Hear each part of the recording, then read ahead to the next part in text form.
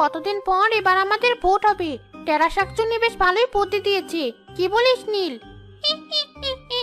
তা যা বলেছিস।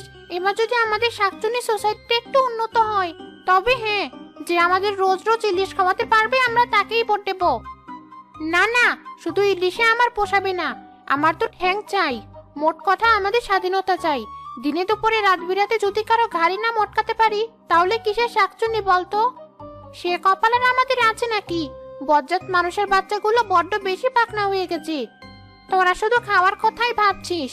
আমাদের যত দুঃখ কষ্ট আছে সেগুলো দূর করা দরকার না? আজকাল মানুষের বাচ্চাগুলো তাবিজ কবজ করছে, তাতেই তো টপাটপ সব শাকচুন্নি পটল তুলছে। তোরা যখন জানিসই মানুষের বাচ্চাগুলো তাবিজ কবজ করছে, তা বুঝে শুনে চলতে পারিস না? এসবের সাথে ভোটের কি সম্পর্ক? সত্যি তোরা বড় স্বার্থপর। ভোটে যে জিতবে সেই তো আমাদের নেত্রী হবে। সেই যদি এগুলো না দেখে কে দেখবে? শোন হলুদ, এসব ছাড়াও নেত্রীর অনেক কাজ আছে। আচ্ছা, এখন আমি চললাম। আমাকে আবার টেরা শাকচুন্নির কাছে যেতে হবে।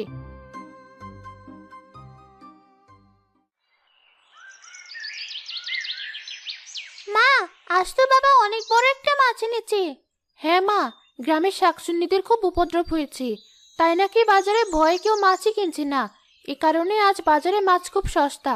সেই সুযোগে তোর বাবা অনেকদিন পরে মাছটা আনলো।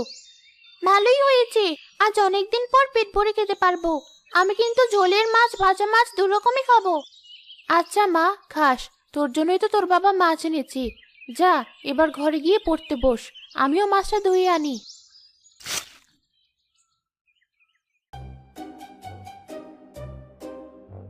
টেরা শাকচুন্নি,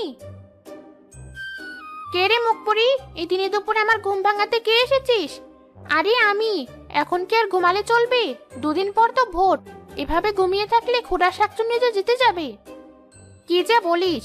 আমি হলাম খানদানি শাকচুন্নি। আমার আগে এই সোসাইটির নেত্রী ছিল আমার মা, তার আগে ছিল তার মা।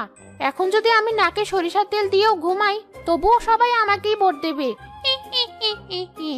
হ্যাঁ, তুমি সেই সুখেই থাকো। শাকচুন্নিরা কিন্তু এখন আর আগের মতো বোকা নেই। ধর, তুই বড্ড বেশি কথা বলিস। যা তো, এখন আমাকে ঘুমোতে দে। আর শোন, আরেকটা কথা, আজই 200টা ইলিশের ব্যবস্থা কর। সব হাবাদের শাকচুন্নিগুলোকে ভোটের আগে ভালো করে ইলিশ খাওয়াতে হবে। তখন আমিও দেখব কে যায় ওই খোড়া শাকচুন্নিকে ভোট দিতে। ও নিয়ে তুমি চিন্তা করো না, সব আমি দেখে নেব।